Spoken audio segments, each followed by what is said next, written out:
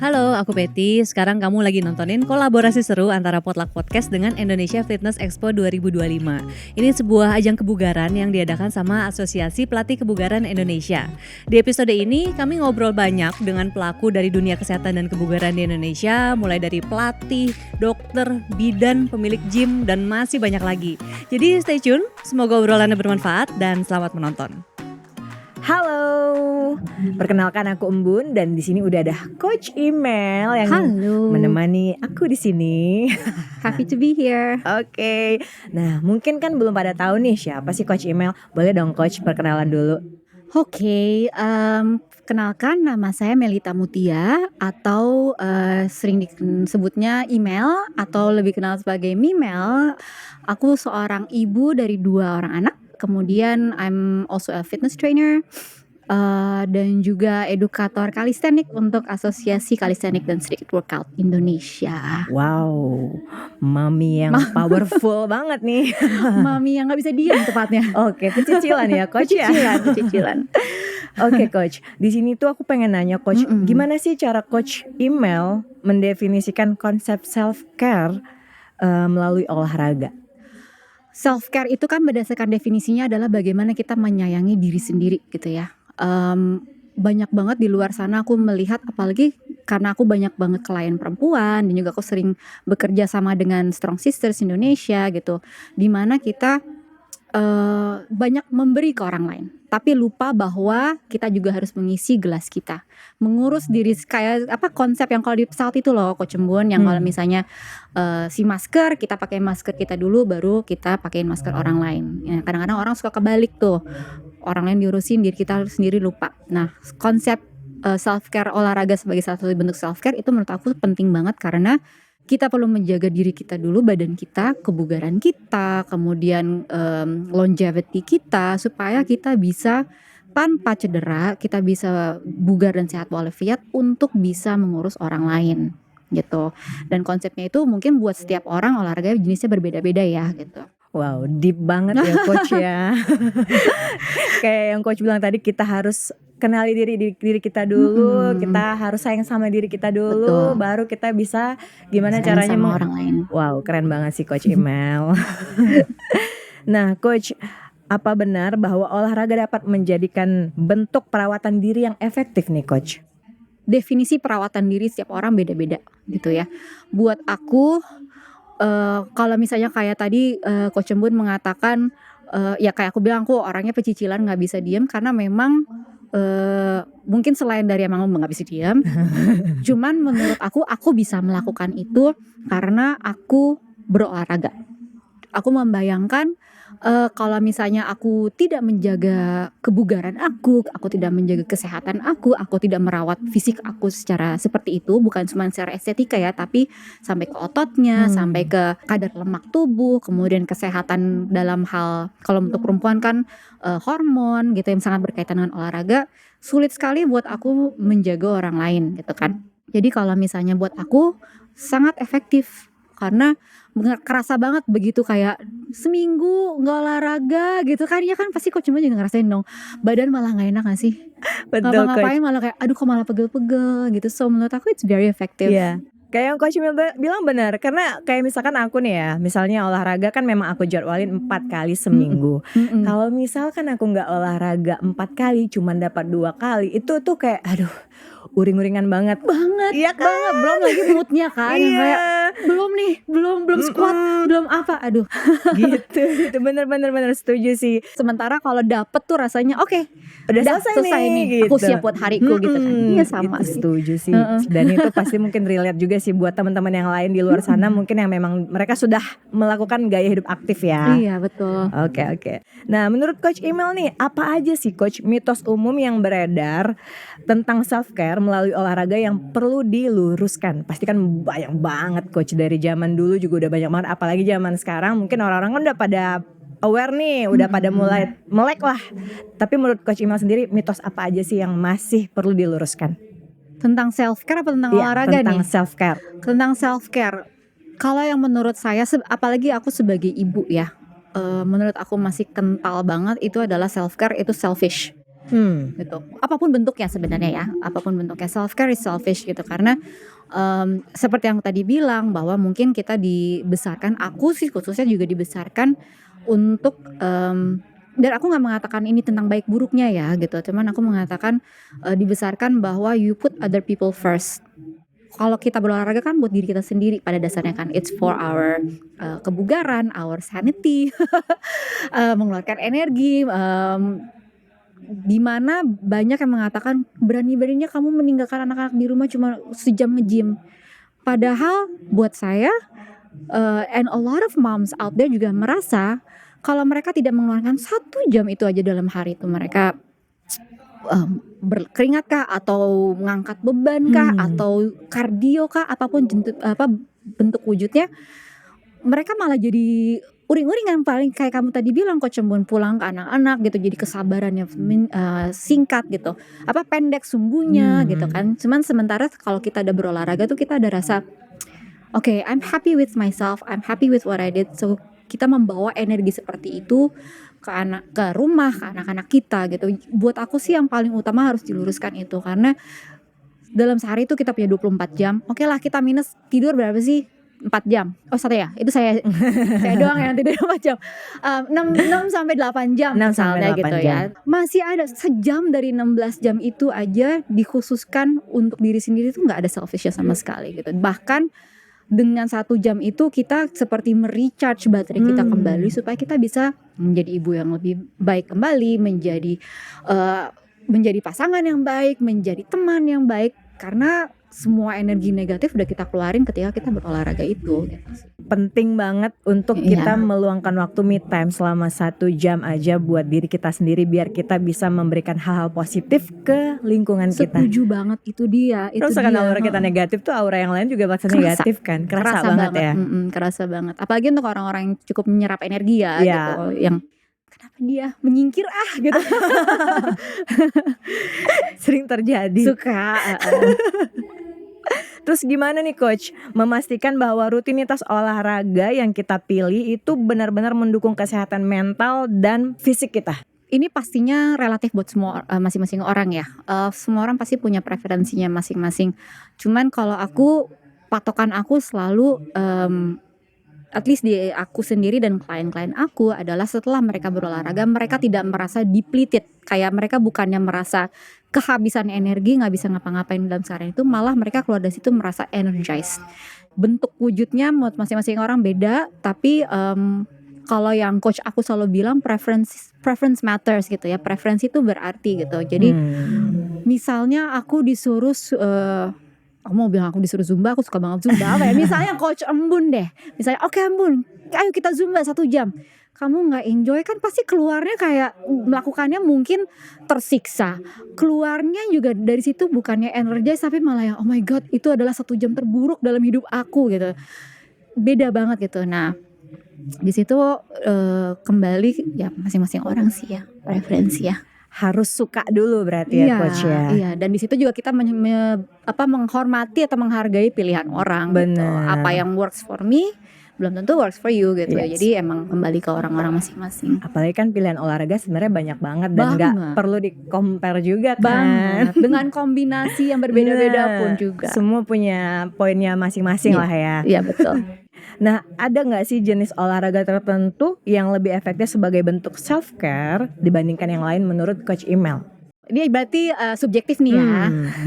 Subjektif. Nah, aku itu kan anak monyet ya. Monkey bar. Aku anak monyet. Aku seneng banget gelantungan. Makanya spesialisasi aku kalistenik kan. Nah dari situ buat aku self care itu yang penting adalah apa yang membawa manfaat positif buat orang tersebut. Gitu. Yang aku suka banget tentang kalistenik karena kita melawan mitos-mitos, apalagi kalau perempuan ya, bahwa upper body perempuan tuh lemah. Ini masih kental di dalam ketika aku menjadi edukator kalistenik itu kayak aku nggak akan bisa pull up, aku lemah gitu, upper body aku lemah. Melawan mindset atau limiting belief kayak gitu, yang ketika mereka berlatih lama-lama ternyata aku bisa ya, ternyata aku kuat ya, dan itu mereka bawa ke dalam kehidupan mereka gitu ya. Dan dari situ terkena imbasnya manfaat ya that positive ripple ke bagian-bagian lain dalam hidup mereka gitu. Buat aku itu merupakan bentuk olahraga atau jenis olahraga yang efektif untuk self care, karena bukan hanya mereka mendapatkan manfaat untuk dirinya sendiri, tapi buat orang lain juga mereka dan buat area-area lain dan hidup mereka juga akhirnya kena. Jadi kalau kamu nanya adakah jenis olahraga yang efektif, again kembali ke masing-masing orang gitu. Kalau buat aku yang paling efektif buat aku dan sampai sekarang aku geluti ya si calisthenics itu, karena sampai sekarang pun aku kira oh udah bisa nih segini, ada aja lagi tantangan berikutnya, and I love that. Dan justru senangnya pas di tantangannya itu tadi yang bikin challenging itu yang bikin happy kan. Betul. Terus juga kayak misalkan tadi Coach Imel kan bilang kayaknya gue gak bisa deh, pas dicoba di push ternyata bisa. Terus sama halnya kayak misalkan gini nih, aduh malas banget sih latihan hari ini, pas udah nyampe di gym pemanasan, terus mulai latihan sebentar, terus habis itu untung tadi latihan, iya gak pernah sih? Nyesel. Iya benar banget lagi. Kayaknya mungkin orang-orang yang aktif nge-gym atau aktif olahraga, ketika mereka mulai di awal mungkin bad mood atau nggak nyaman, pas udah masuk 10 menit pertama itu pasti langsung happy sih. Iya, dan merasakan akhirnya gue olahraga nih hari ini, untung tadi olahraga kayak gitu ya. Kan nggak jarang ya, kamu pasti juga sering ditanya gimana sih kamu bisa menjaga motivasi supaya kamu 4 kali seminggu gym. Biasa aku jawabannya aku nggak selalu termotivasi kok.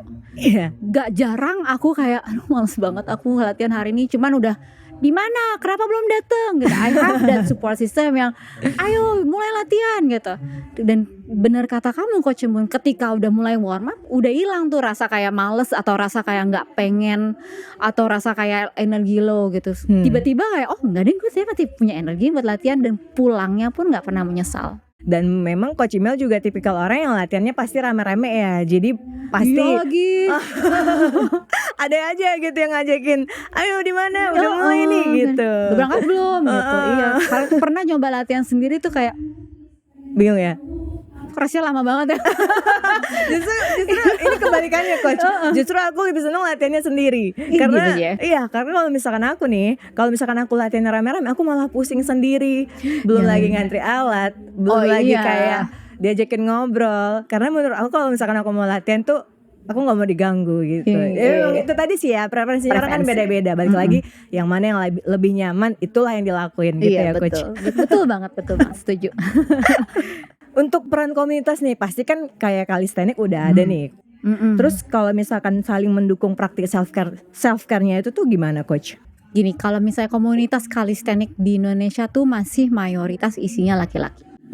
Masih dalam usaha aku untuk mengubah hal itu, bukan untuk menjadi mayoritas perempuan ya, tapi setidaknya ada perempuannya lah gitu. Cuman memang it's an uphill battle buat aku, cuman satu persatu lah aku berusaha lakukan. Cuma maksud aku juga aku beruntung sekali didukung oleh Aksi dan juga sama Strong Sisters, di mana aku nggak harus bersama dengan komunitas-komunitas calisthenics yang ada di Jakarta, tapi aku bisa bikin komunitas calisthenics perempuan sendiri yang mungkin kita belum ada rumah kayak tempat latihan ininya ya, cuman setahun 2 kali tuh biasanya aku mengadakan bersama dengan Coach Gianda Calisthenics for Women workshop. Ada namanya jamming tuh perempuan aja, Women's Calisthenics Jamming. Kita ngumpul, we celebrate wherever we are dalam proses kita. Ada yang kayak tahun lalu jamming aku baru nyampe sini, sekarang udah segini.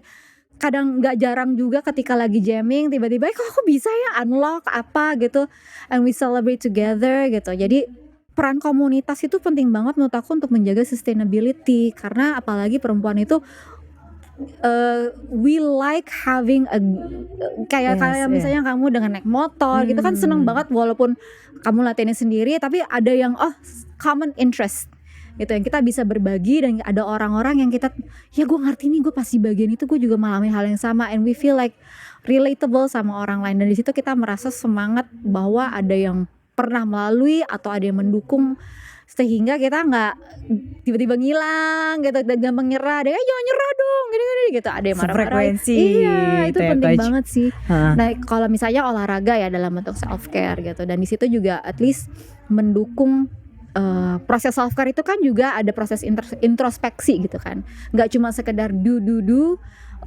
tapi kita juga melihat ke diri, oke, apa sih yang selama ini aku perlu kembangkan tentang diri aku. Apa yang aku pelajari tentang diri aku?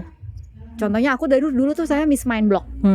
My mind itu kayak dulu mau unlock chin up aja rasanya nggak bisa. Bisa gitu. Dan kalau nggak ada peran komunitas perempuan di sekitar aku yang enggak lo bisa atau menunjukkan bahwa ini perempuan ini udah bisa chin up, kayaknya aku sampai sekarang kayak Karena masih. memang perempuan itu harus dibanding-bandingin dulu gak sih baru ngerasa kayak termotivasi. Mungkin bukan membandingkan ya, tapi ada kayak role model Nah, gitu. iya, gitu maksudnya. Heeh. Harus ditunjukin dulu dia bisa loh, masa kamu harusnya juga bisa gitu. Dia Iya. loh bisa, keren gitu ya. Terus tuh kan gimana nih coach, tanda-tanda kalau seseorang mungkin perlu menyesuaikan rutinitas olahraganya untuk lebih mendukung self care?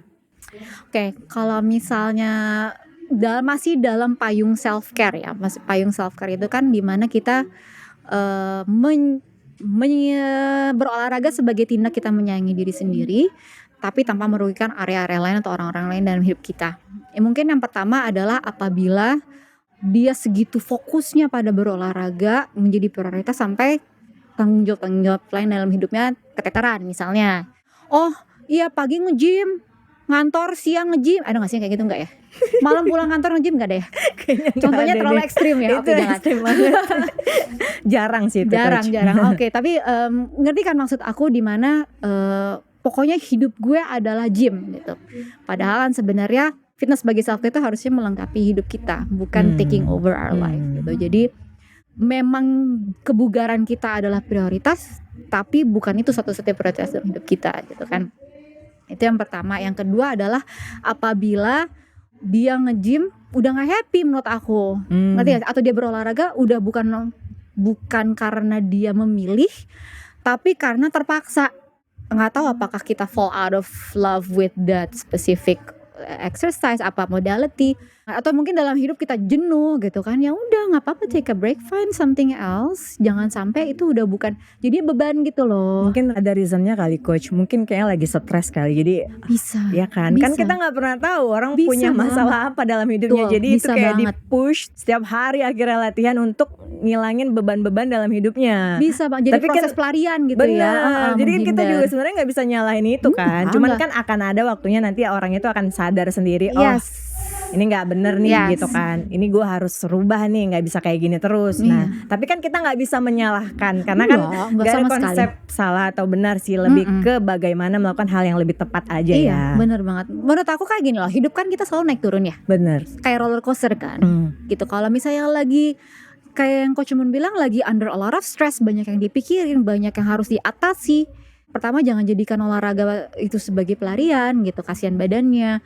Aku juga selalu bilang sama klien-klien aku, kalau misalnya stress levelnya lagi tinggi, auto regulate or rest and recovery gitu. Bener. Karena kalau lagi stress kan kita di fight or flight ya. Setuju coach. Apalagi kalau misalkan udah terlalu nge-push banget nih latihannya, yang ada ujung-ujungnya malah cedera Aduh, tuh kan. udah binder dandat Tuh ya, kan. udah pernah udah. Langsung kebaca kan. Please berdasarkan pengalaman kita. Bener, karena memang udah setiap ini momen pasti ada langganan fisioterapi ya coach. Iya betul. Tapi itu menjadi proses pembelajaran juga Betul. kan. Kadang-kadang kayak ternyata kejauhan deh gitu. Tarik balik, mundur Iya. gitu. Step back. Menurut Coach Email, gimana sih caranya seseorang mulai rutinitas olahraga sebagai bagian dari perawatan diri mereka? Aduh, kita ngomongin motivasi lagi ya. Gak apa-apa Aku deh gak kita terlalu percaya sama motivasi sih. Karena menurut aku motivasi itu, Coach Ofra bisa suka bilang tuh motivasi itu kayak parfum, comes and goes. Jadi semprot sekali, wangi, lama-lama hilang. Cuman kalau sekarang tuh menurut aku udah banyak banget postingan sosial media, testimoni mungkin orang-orang sekitar yang mengatakan manfaatnya dari olahraga sebagai bentuk self care gitu. Yang aku biasanya suka mengingatkan adalah ya, at one point kita semua akan berolahraga, antara atas pilihan kita atau terpaksa. Jangan sampai karena terpaksa, misalnya udah ada sakit apa terus kata dokter harus olahraga, itu kan terpaksa. Iya. Jadi lebih baik preventif gitu. Dan sebenarnya buat mulai, menurut aku kadang-kadang orang susah mulai karena mereka ada mikir kejauhan, kegedean. Padahal apa yang kamu bisa lakukan saat ini, sekarang, yang terdekat apa yang merupakan sesuatu yang kamu tidak biasa lakukan dan bisa antara buat kardiovaskular, jantung, atau ya buat latihan beban gitu di rumah misalnya. Sesimpel kayak misalnya Aku kan anaknya anak strength training ya gitu, jarang banget aku kardio nih gitu. Aku baru mulai kayak udah deh aku mau jalan di walking pad deh seminggu sekali aja. Itu aja sebenarnya took a while untuk bisa kayak gitu. Tapi aku memahami bahwa oh ini ternyata penting banget nih buat mau otot kuat, tapi kalau nafas menggap-menggap kan sama aja bohong ya. Dan di situ aku mulai oke, pelan-pelan apa yang aku bisa mulai sekarang. Oke, aku 20 menit aja di treadmill atau di walking pad, aku punya walking pad di rumah. Itu aja. Jadi seminggu sekali 20 menit. Ketika aku udah mulai terbiasa baru aku nambahin lagi 2 minggu sekali. Jadi nggak mulai langsung kayak kita yang 4 kali seminggu olahraga latihan gitu. Orang kan overwhelmed sih Sebenarnya biasanya. sesimpel itu kan coach. Sama halnya kayak misalkan gini deh, orang tuh selalu suka melihatnya dari angka. Ya nggak betul. sih? Maksudnya gini, contoh ya kayak aku pribadi aja, misalkan orang tuh melihat fisiknya dulu, terus tanya itu berapa lama? Iya. Iya nggak sih? Iya, Kenapa iya. sih harus fokus ke berapa lamanya? Kenapa sih nggak fokus aja ke apa yang terdekat di tempat kamu gitu? Contoh yang paling simpel aja, misalkan kamu bisa jalan kaki dulu kek, atau apa kek, bergerak aja dulu gitu. Tapi orang selalu melihat 5 tahun misalnya. Aduh berat banget mau menuju badan kayak gitu, harus body goals aja harus 5 tahun gitu. Enggak jadinya kayak gitu kan. Padahal sebenarnya harus mulai aja dulu gitu ya coach ya. Iya benar, mereka juga lupa bahwa kita pun mulai dari dari pelan-pelan gitu. Nggak tiba-tiba suatu hari kita bangun yuk kita latihan beban 4 kali seminggu. Enggak, aku mulai dari seminggu sekali kok dulu juga. Nah itulah yang bikin mungkin orang-orang ini jadi merasa motivasi itu ya cuman kayak angin lalu aja. Iya. Dan mereka kadang-kadang minta motivasi setelah kita kasih tahu caranya, dan mereka mikirnya gila berat banget, kayaknya enggak deh jadi gitu. deh, iya kan? Enggak jadi, sering ya coach ya, pasti sering kayak gitu. Sering. Kadang-kadang sama klien-klien aku pun akhirnya aku tempelin gitu kan. Maksudnya kalau ini kan klien karena mereka berbayar kan. Cuma maksud aku juga yuk jadikan ini kebiasaan ya. Kadang-kadang aku nggak bisa. Biasanya kan kayak ngasih excuses. Sejam tuh kelamaan. Ya udah 45 menit.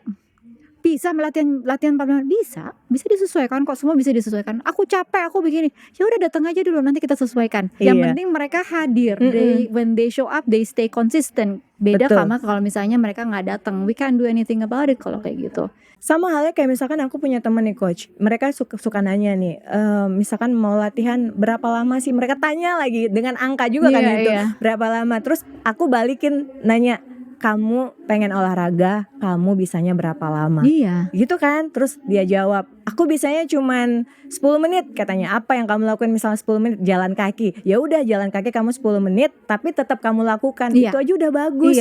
Gitu kan. Sebenarnya sesimpel gitu aja. Jadi motivasi itu setuju coach. Motivasi sebenarnya enggak ada, hanya kita aja yang perlu mulai. Itu mulai gerak aja dulu gitu. Seru banget sih emang. Kalau misalkan ngebahas motivasi enggak ada habisnya sih, tapi kalau nyari alasan banyak banget. Sampai Z dah. Udah. Oke, nah seberapa penting sih coach kita mendengarkan tubuh sendiri dalam menentukan intensitas dan frekuensi untuk self care? Itu menurut aku adalah faktor paling penting sih. Gitu. Seperti yang tadi kita ngomongin kan hidup kan naik turun ya. Apalagi kita perempuan nih, perempuan pasti ada fase-fase dalam sebulan nih. Kata dengan menstruasi kita, ada fase luteal, ada fase folikular gitu yang PMS. Nah, ketika kita mau latihan, yang pertama kan yang paling penting adalah just show up anyways. Nah, when we show up, first thing we ask ourselves is how do I feel today? This is what I always say ke klien-klien aku yang online, yang latihan sama aku, grup kelas aku pun, how do I feel today? Sebuah pertanyaan yang sebenarnya orang nggak biasa kayaknya nanya ke diri sendiri ya. Kita dibiasakan mikirin orang lain, terus kayak ternyata aku sakit misalnya gitu kan. Energi level setidaknya 1-10 berapa gitu. Nah dari situ disesuaikan intensitasnya. Kalau frekuensi seperti kayak misalnya anak-anakku lagi ujian misalnya, aku harus bantu mereka belajar, ya kurangin aja frekuensinya, nggak masalah, cause your children are important gitu. Jangan sampai anak-anak belajar sendiri ya gitu, terus nge-gym 2 minggu gitu jam juga, gitu kan. gitu. Yang penting juga untuk diri sendiri adalah nggak ngeliat orang lain. Kita memang nggak diajarin buat mendengarkan diri kita sendiri itu, tapi memang itu penting sih. Maksudnya setelah berjalannya waktu, kita makin dewasa gitu kan, ternyata perlu ya mendengarkan diri sendiri, mendengarkan tubuh sendiri, atau mempelajari tubuh sendiri, itu penting banget sih memang. Satu hal yang aku pertanyaan yang aku menyadari tahun lalu banget ini ya adalah ketika sama klien-klien aku, kalau mereka datang energinya nggak kayak biasa gitu. Dan aku kan kita bisa ngerasain kan ya. Duduk aja sebentar. How are you feeling today? Ada aja yang keluar antara air mata, antara tiba-tiba curhat apa-apa gitu. Because ya itu aku nggak tahu sih kalau orang, aku nggak bisa mengeneralisasi. Cuman aku sendiri dibesarkan tidak dibiasakan bertanya ke diri aku, how am I feeling today? How does my body feel today? Sensasi fisik apa yang aku lagi rasain saat ini? Gitu. Jadi nggak ada salahnya buat sebelum kita mulai. Nah dari situ kan kita bisa menyesuaikan. Oke, kita coba warm up setnya dulu deh gitu. Dari situ kita rasain 1 sampai 10 berapa nih gitu. Kalau Tata minggu lalu rasanya 8 kok sekarang rasanya 10 ya RPI-nya gitu kan. Ya udah deh kita turunin bebannya. Dari situ kita mengurangi meminimalisasi resiko cedera gitu. So these are things yang sebisa mungkin kita nggak cuman asal gerak gitu loh Coach Mun, yang kita nggak mau kan itu. Iya. Oke, wah ini deep banget dari tadi pembahasannya ya Coach ya. Oke, terakhir nih Coach, apa pesan Coach Email sebagai ibu juga, sebagai orang yang aktif fitness trainer, kalistenik juga, edukator. Nah, apa pesan Coach Email buat mereka yang masih ragu memulai olahraga sebagai bentuk self care?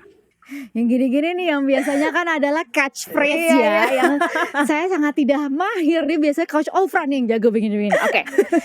Kalau aku tuh suka mengingatkan diri aku sendiri tuh begini ya, nggak tahu ya bisa dipakai apa untuk jawab ini. Cuman you give your best to other people, why don't you give your best to you? Salah satu caranya adalah dengan berolahraga.